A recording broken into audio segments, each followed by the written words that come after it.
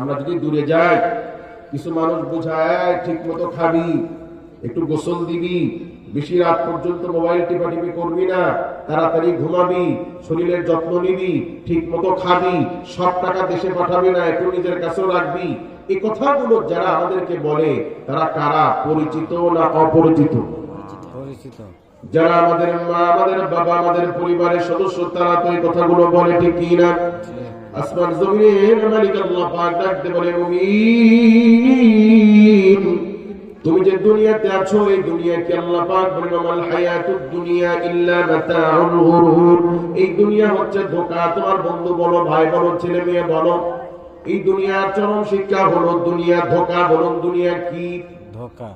যারা এই দুনিয়ার পিছে ছুটতে গিয়ে আখিরাতকে ভুলে গেছো, নামাজকে ভুলে গেছো, রোজাকে ভুলে গেছো, আল্লাহ পাক বলেন, মুমিন, যেই দুনিয়াতে ছুটতে গিয়ে তুমি তোমার আল্লাহকে ভুলে গেছো, আখিরাতকে ভুলে গেছো, এই দুনিয়ার চরম শিক্ষা হলো, দুনিয়ার দর্শন হলো, দুনিয়ার ফিলোসফি হলো, এই দুনিয়া ধোঁকা, ধোঁকা, ধোঁকা। তোমাদের আগে কত মানুষ পৃথিবী থেকে চলে গেছে, দুনিয়ার ধোঁকা দিয়ে তাদেরকে তাড়ায় দিছে। এই দুনিয়া ধোঁকা।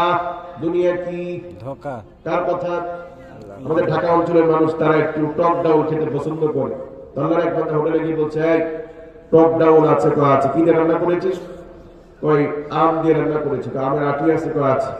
তাহলে এক বাটি গরুর গোস্ত দিবি আর ওই আমের আটিটা দিবি। তাহলে রান্না খেতে বসছে, এখন আমের আটির চাপে দেখে টক লাগে না। কি লাগে না? টক লাগে না। কি আম দিছিস বেটা, একটু টক মক কিচ্ছু নেই। ভাই, আমরা ছোট্ট এক পাতিল ডাউল রান্না করি, আর এক পাতিল ডাউল রান্না করতে একটা আমে যথেষ্ট। আর একটা আমের আটি থাকে কয়টা? একটা। তো যে খেতে আসে সে শুধু আটি খোঁজে, এত আটি পাবো কই?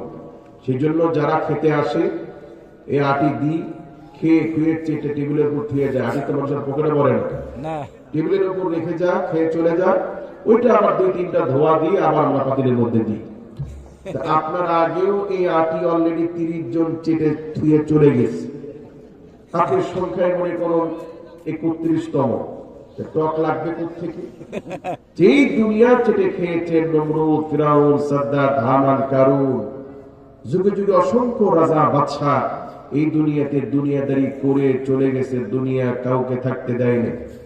গাছের আমের দিকে লক্ষ্য করলে, আমের রাজধানী রাজশাহী, এই আমের মধ্যে আমাদের জীবনে দুনিয়ার ক্ষেত্রে রয়েছে চরম শিক্ষা।